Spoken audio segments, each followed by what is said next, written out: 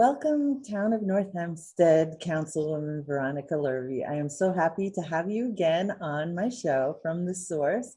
There's so much that has been going on, I guess, since the fall. I'm so happy that you're here to tell us about what's going on.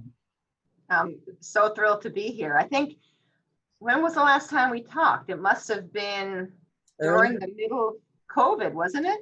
Yep. Well, like the middle of the first wave, I think.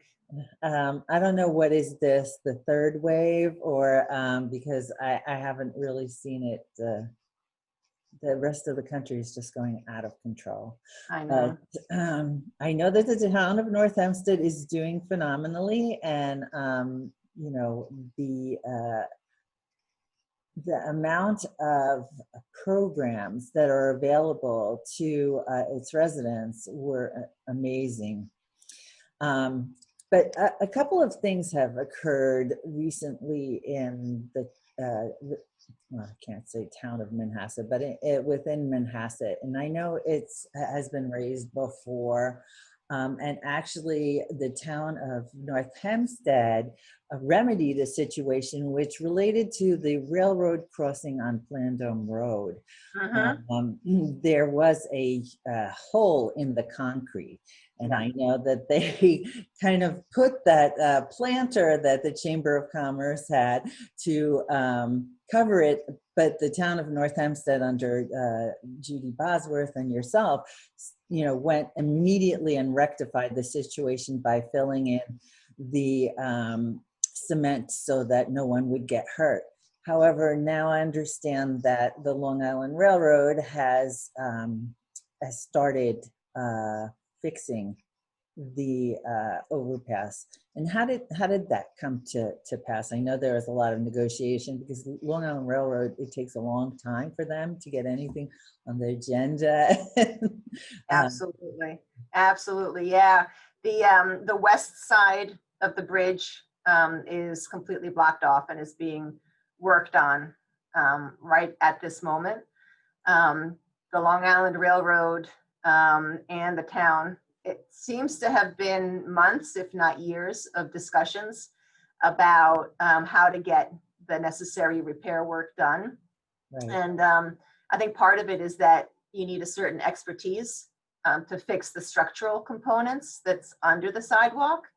The town really has no problem fixing the sidewalk, like you said. We want to keep our sidewalks safe and walkable and all of that, but when you fix the sidewalk, you also have to think about what's underneath. And that's, I think, where so much of the negotiation had to be, figuring out who was going to be doing what. And I'm just really happy that it's getting done right now. There's actually going to be a planned service outage this weekend, most likely, Friday night and Saturday night. I'm going to be sending an email out to the civic associations. If it hasn't already got out, then later today with the information that's on the Long Island Railroad's website, so that people know that they should be factoring that into their plans. Now, typically when that occurs, the buses are implemented by the Long Island Railroad to take you to Great Neck, I'm assuming. I assume so. I have not gotten the final information from the Long Island Railroad, so I would just say, you know, when I get it, I'll share it, and the Long Island Railroad's website is really the best place to look. Well, one of the things that I can, from past history, one is I actually identified structurally the staircase that takes passengers down to the actual tracks had erosion, and it was brought to the attention of the town as well as the railroad.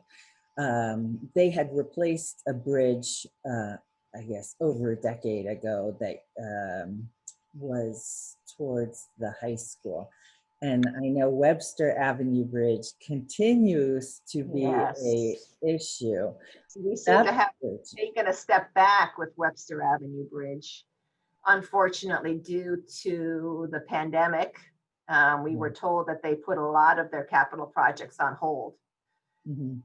This was after the supervisor and I lobbied like incessantly to get the Webster Avenue Bridge into their capital plan, Mhm. and they finally did. And now that project is being put on hold. I don't know when it's going to happen. I just know that the people who are living there, they hear the noise. It impacts their ability to sit out in their backyards. It's been something that they've been struggling with for a long time. And I know that there's a weight restriction now on the bridge, which was implemented by way of a height restriction. And right, that addressed one issue, but not the issue with all of the noise that the residents have to endure. So we're just going to have to wait and see when the Long Island Railroad releases a new schedule of capital projects. And you know, we will continue to advocate to make sure that that is prioritized. Well, I know that ridership actually fell to practically zero for a Yeah. couple of months. Yeah, you just have to look at the Manhasset Park District parking lots, and you see that nobody's taking, you know, maybe a handful of people, you know, essential workers, obviously, some people who work in the city whose offices have reopened or stayed opened, but ridership is nowhere close to what it used to be. I know this pandemic has really taken a toll on business, Yeah. both here and in New York City, obviously. Um, Yes, as the past president of the Chamber of Commerce, that's something that I'm sure you've been focusing on and looking at it from that perspective. I'm actually amazed at how resilient our businesses are here in Manhasset.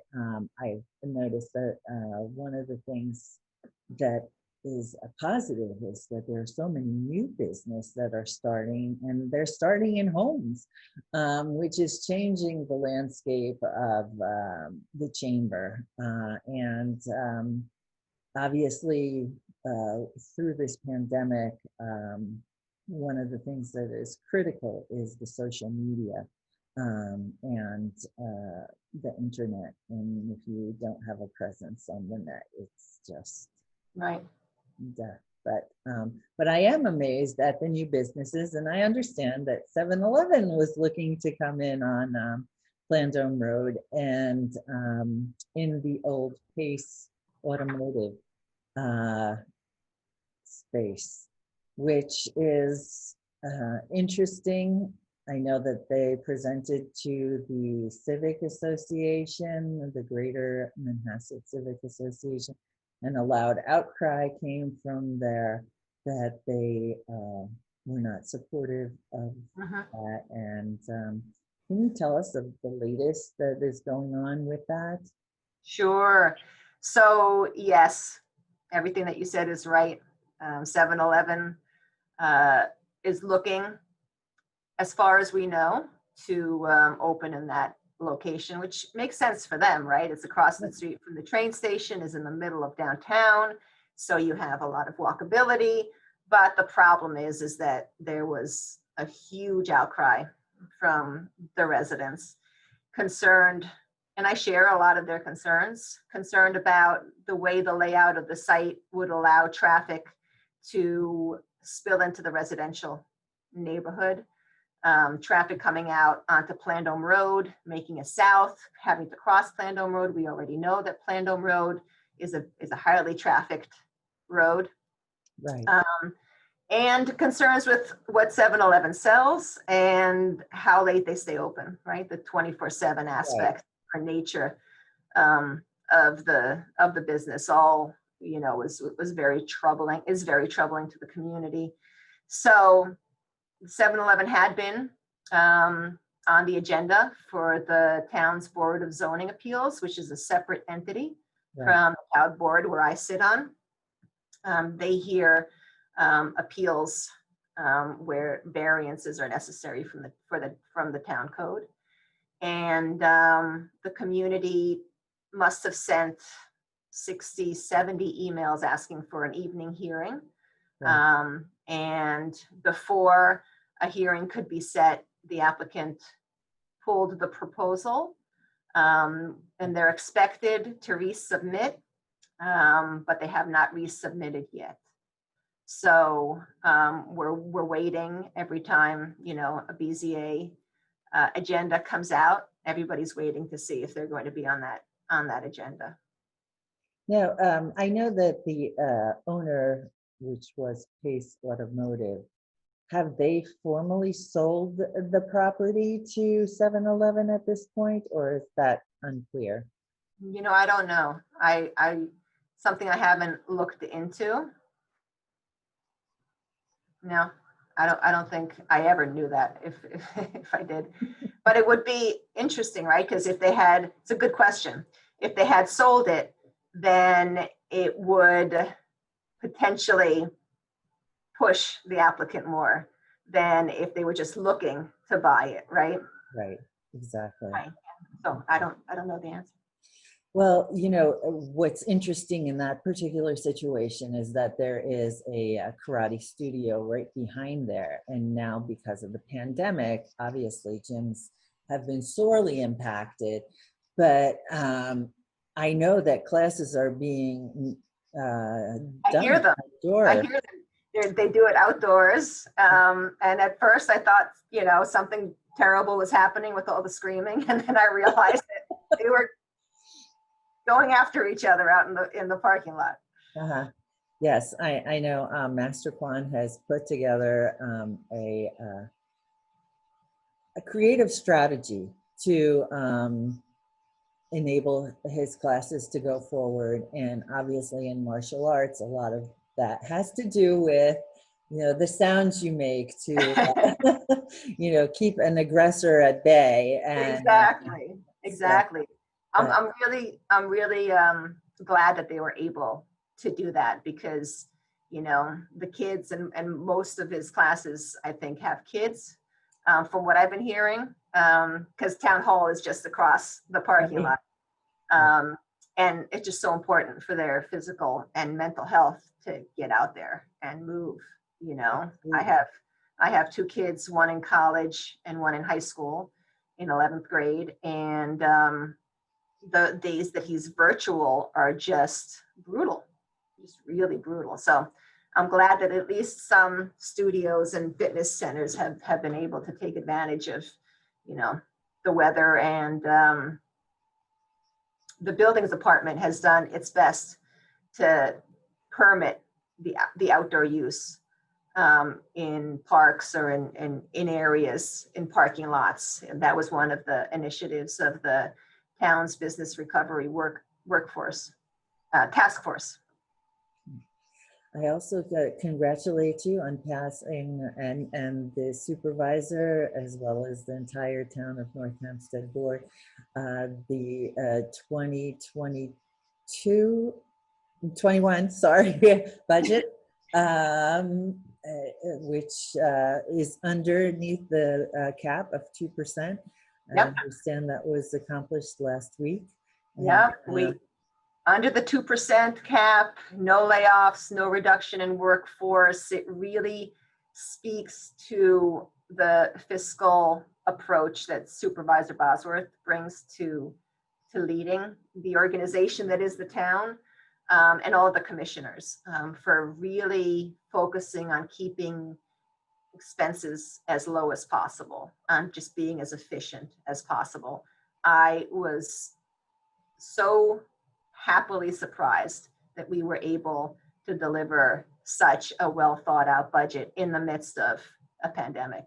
And our rate got affirmed at AAA. Our debt bond rating got confirmed at AAA, which is the best that you can get. And one more thing, at the last town board meeting, we voted on and approved a refunding of a bunch of outstanding debt that's going to save something like $100,000 a year, like basically a refinancing, which is going to save us, you know, over the course of however many years that debt goes out. So, kudos to Supervisor Bosworth and to our finance team for being able to do all of that. Well, it seems as though that she's always methodically managing the initiatives, that come through.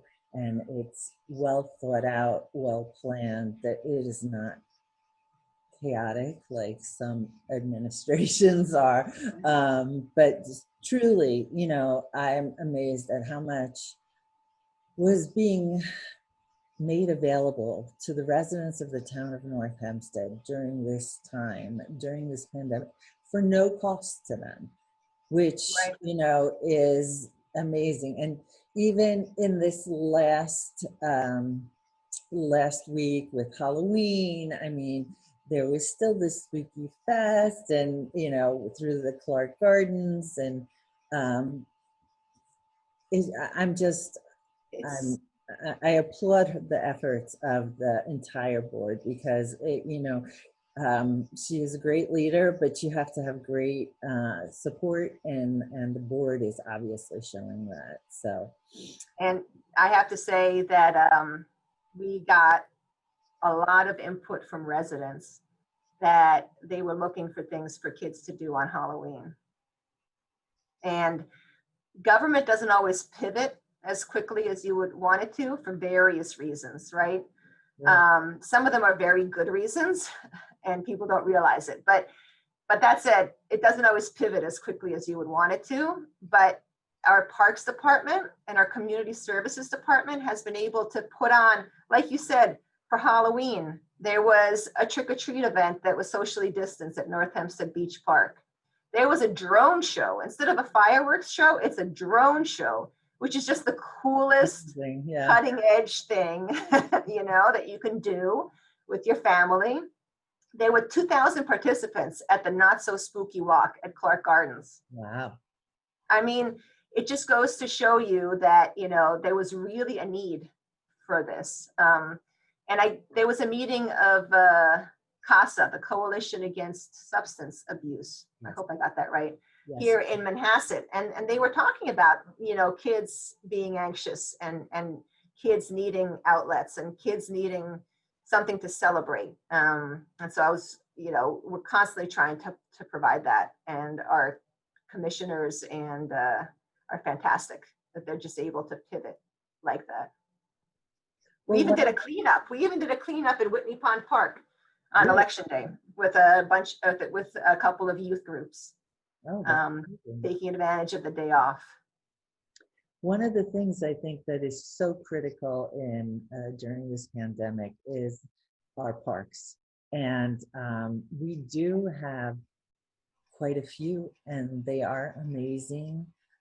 By the water, not by the water, lighthouses. They're just, it gives people something to do with the family, to go take a little picnic. I mean, even the Nassau County Museum of Art is really a place that people just love to walk around. And I know myself and my husband were like, and my dog at the time was, that was a place we would go to, just enjoy, because I know that that's one of the things that we want to preserve in the town of North Hempstead, especially with the development of the waterfront.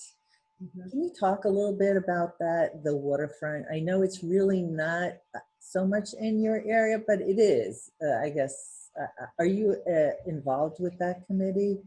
The Port Washington waterfront? Well, because there was a development is there.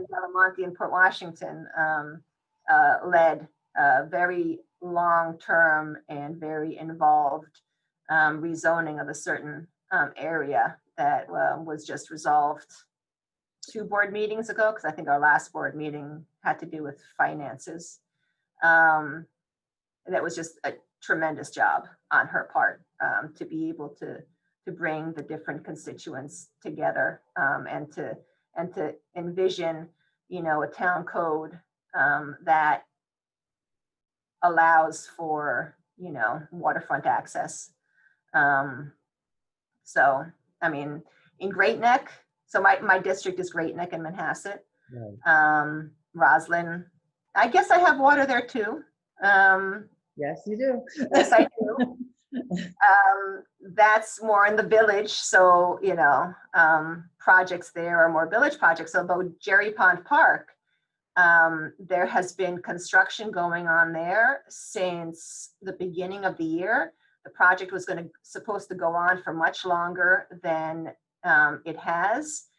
They were able to increase the dredging of the ponds, and it's just going to be a spectacular park when it's done.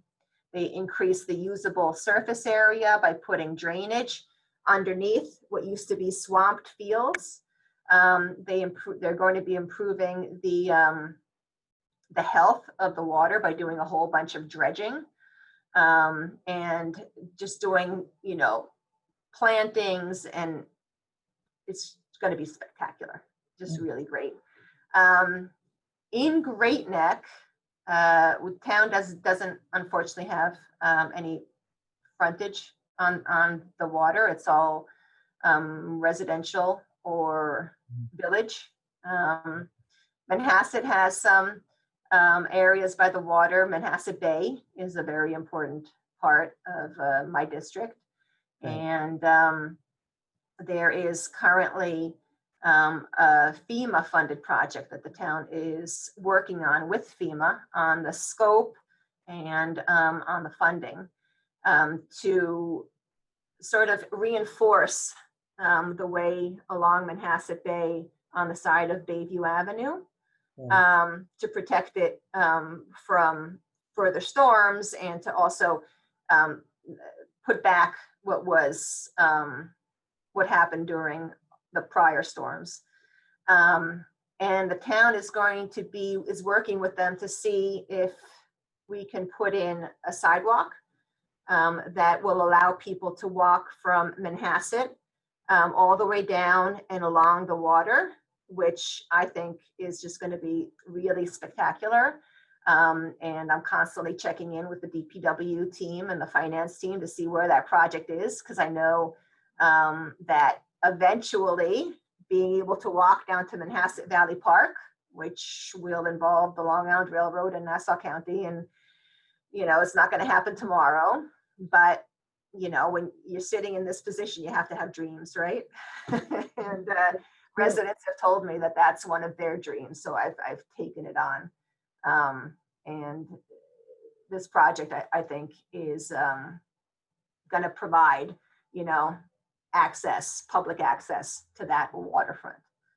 Well, I know that you're very vigilant in what's happening in the area, and you are quick to respond to constituents and residents to assist them in any situation.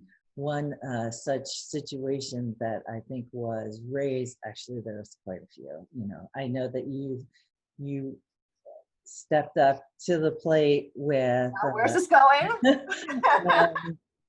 A store that was being converted from an old gym equipment place to a vaping store, and I know that you are part of the CASA task force, and Romina is constantly assisting in whatever she can with the town of North Hempstead to assist with stopping these potential threats to children as well as adults. When you had heard about this, what happened next? Because I don't want to tell this story. I think you're gazing at it, but you did stop it. And so how did you even know what to do?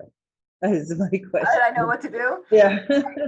Well, first of all, when I stopped screaming, what is going on here? Seriously, I was beside myself. I got a photo from Facebook that somebody had forwarded to me, and I said, that can't possibly be going on in Manhasset. How do I not know about that? And I said, this has got to be wrong. Facebook is wrong as usual.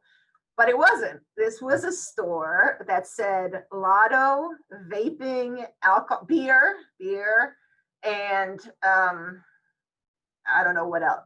What else? You know, big sign, smoke shop, basically.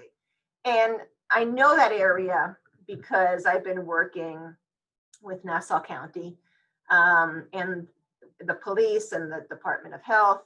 And I know legislator Nicolello has also been involved with issues concerning the travel lodge. Yeah, that was my next question, but I figured I wouldn't. You're just going down Northern Boulevard, right? Right. There was just like one after another.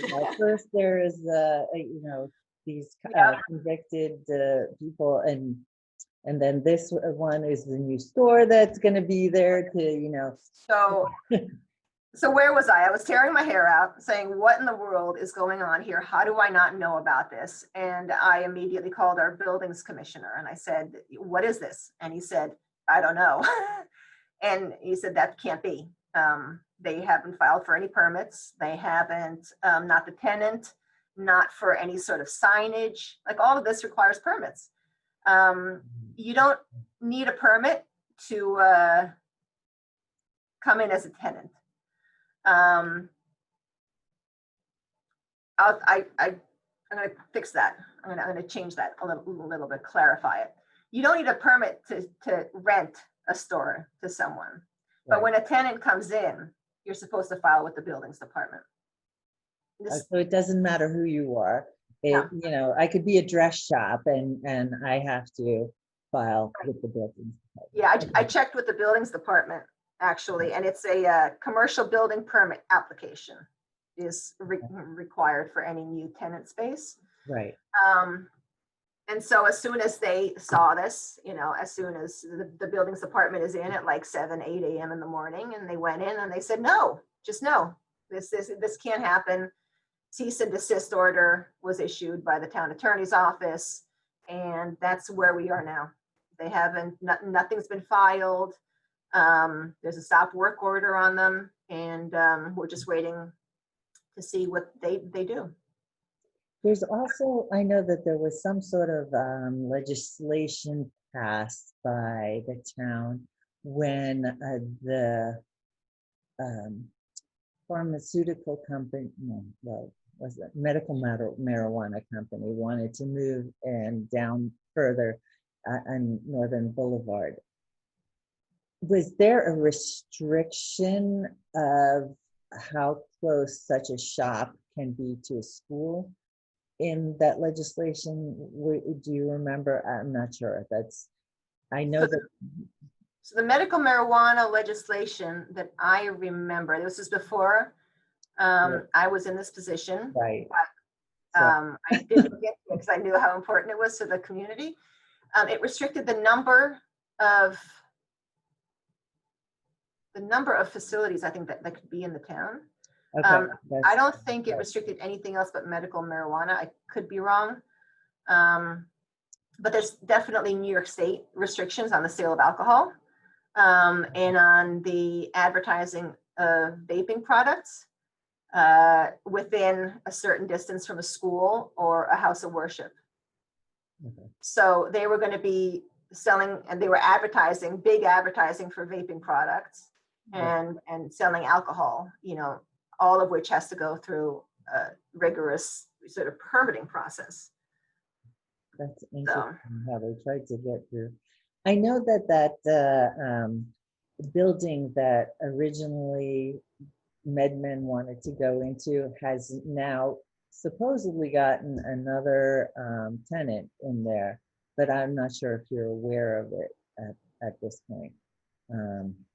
So I know that that the owner is going to the zoning board to get a restriction lifted from a 1947 BZA decision that was contingent on the store being a furniture store, but they want to bring in a bicycle store.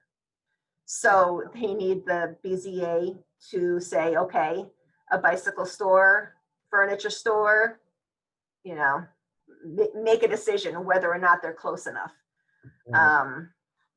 And to decide whether or not the variances that they need to be there as a retail store are still good. Do you find that actually in two of the towns that you are in charge of, that they've been established for a long time, and a lot of restrictions are in place that perhaps are antiquated? Like in this particular case where it said that it should be a furniture store. I mean, of course, everyone loves bicycles, especially now. You can't even exactly. Great. I mean, I think it would be just fantastic for there to be a bike store. Yeah. Because of everything that's going on now. Yeah. Exactly. I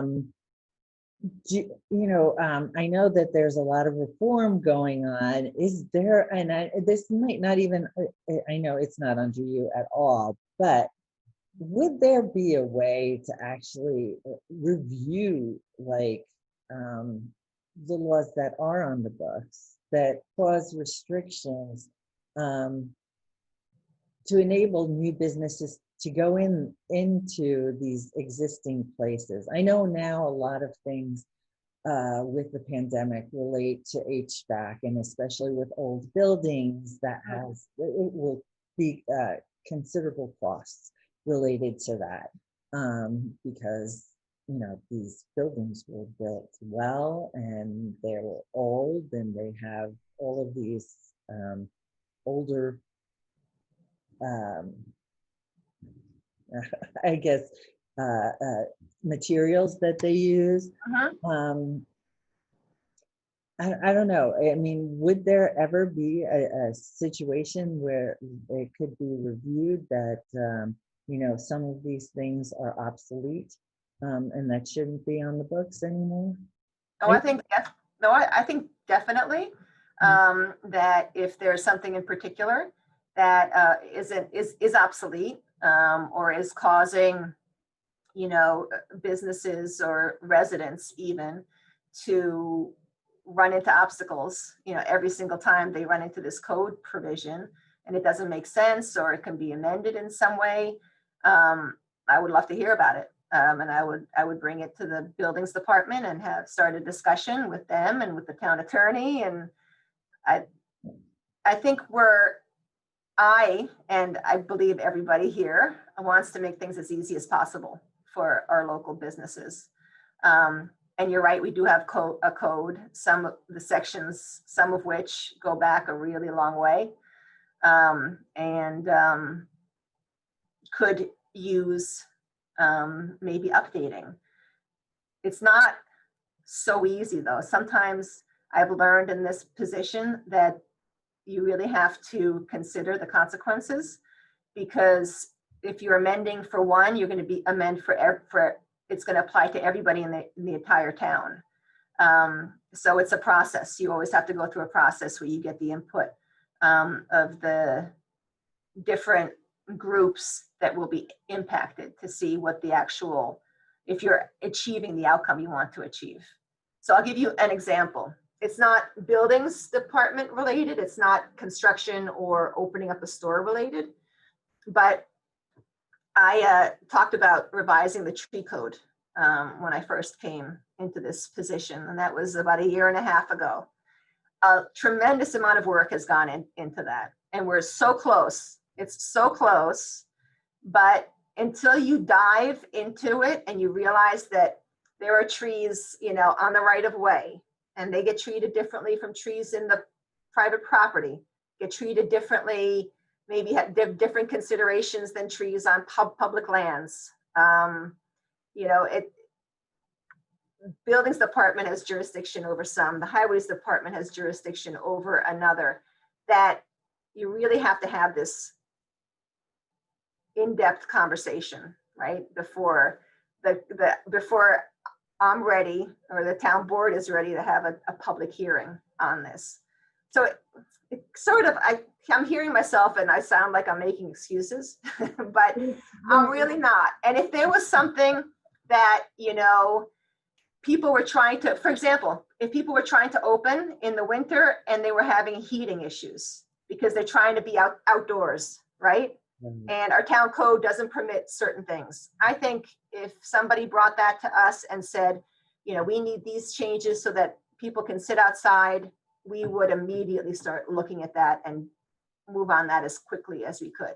As quickly as we moved on outdoor dining, outdoor fitness, you know, all of that stuff. I feel that, like I said, I know that it's been extremely successful for some merchants, some restaurants, not all in Manhasset because of their location and their parking situation, which I don't want to say Manhasset is a commuter town because God forbid I should say that, but it really, I mean, our merchants have limited space on the street. It's Clarendon Road is considered a major thoroughfare. I think it's an escape route too. I mean, we have had it closed for a day for you know, various events or whatever, but not for an extended period of time. Like for, I think the last time I remember Clarendon Road closed was the Chamber of Commerce had a fall festival day, which was a wonderful thing, but it did, you know, I'm not sure it was well received at the time, but people did complain because of the access to the train, and you know, so it just becomes much more difficult. And those smaller spaces, which are small and intimate, which we love because they're cozy, right now are really choking because there is no place for them to expand outdoors. And it's really a situation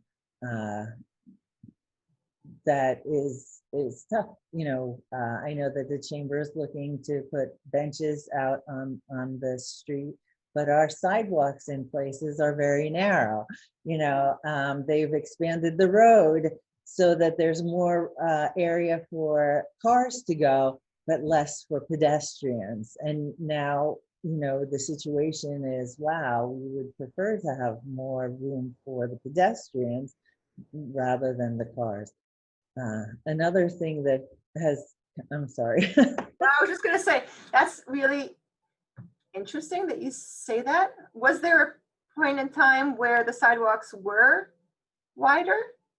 Yeah, they changed it a couple of years ago, and they expanded Clarendon Road at the mouth of Northern Boulevard Right. to have 3 lanes, and then they got rid of some parking spaces. I know that the firemen complained about it because it was narrower for them to turn back onto Northern Boulevard. I mean, from Northern Boulevard onto Clarendon Road. So yeah, you know, there have been changes in the past that had occurred, but that was a while ago. You know, so it, no, I lost my train of thought. Oh. No, I appreciate the fact that, you know, the pandemic and the solution of outdoor dining is not available to all, you know, and the town put out benches in Mary J. Davies to try to encourage people to take out from the restaurants in that area and go sit in Mary J. Davies. It doesn't solve the solution for the restaurants that are, you know, a couple blocks away. And it's just, you know, I feel so terrible. Where can they go? I mean, if you're a restaurant, you can't set up tables somewhere really far away and then serve food there. Or maybe you can, but nobody has suggested that to us. So, I mean, we're willing to try and, you know, right. Do what we can. The thing is, I think that if it's, truthfully, people want to be served. That's really the whole thing. It's not to get your lunch and then go sit outside. It's to be served, you know. Yeah. And that's the big issue when you are store after store after store, you know, there's just no space there. And again, the sidewalk, and then the tree issue, which I know you were talking about also. You know, I realize, and people should understand that, like you said, it's not as clean as you think. Oh, here's a tree. It belongs to who? You know, my predecessor, TJ Costello, put together a spreadsheet of who what belongs to what department. And that spreadsheet was so huge. I mean, who takes care of the fire hydrants? Who takes care of the lampposts? Who takes care of the sidewalks? Who takes care of, the fire pumps? It's just, there's so many different agencies, and there's so much research that has to be done if it's not published. I mean, I don't think that it was formally published, but it is internal within the chamber that we do know who does what. But it took an entire summer and 2 interns to do that. Wow. So it's, I can understand your plight of just changing the trees on Plandome Road. People don't understand that. It's just, there's a lot there. Can I share with you? Yes. That the town will be removing 5 sweet gum trees along Plandome Road that were identified by the Coalition for a Safer Manhasset. I know that Miller is kicking up her heels. Yes, she is. She sent me, somewhere here I have a DVD that she sent me. They did, and whoever else was involved, they did a tremendous job advocating for the removal of those trees, and hopefully that will be helpful. The town is also replacing the lights along Plandome Road, replacing them from sodium lights to LED, and changing the top of the bulb. And eventually, I'm told it's going to take a while because there's so many things affixed to the lampposts. Yes. Maybe you and TJ can share that that spreadsheet with me, so I know who to contact to get those removed. Absolutely. They'll be painting the lampposts also. But as you know, there's things on those lampposts. The hanging baskets might belong to the chamber. The flags, I don't know who they belong to. The heating signs might be, I don't know, Nassau County. They might be town. But yeah, it's a challenge. It's a challenge. So, okay, I know that a year and a half ago you came into office. Is that about right? You were voted into office in January of 2019? I was appointed January 2019 and elected last year. Right, last year was 2019. 2 years, I'm going on 2 years. Right, so, but it was a different time to campaign. You knew the people. Today, it's a different time to campaign. Are you happy that you're not up for re-election? Yes. Yes. Yes. But I have 3 more years to do some good work here. I think that that's one of the things that when I had spoken with the candidates for Assembly as well as for New York State Senate, they were, it was one of the questions that I had asked. If you had a 4-year term, would you feel that you could get what you needed accomplished? And of course, overwhelmingly they said yes. It takes a little bit more time, Unfortunately, in the town supervisor's case, she's up for re-election again next year. And however, she has a great track record and people know who she is.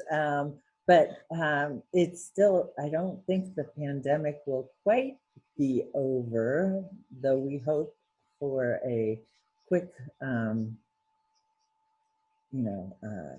vaccine to become available. But I understand that that won't roll out until the second half, or like, yeah, the second or third quarter of next year.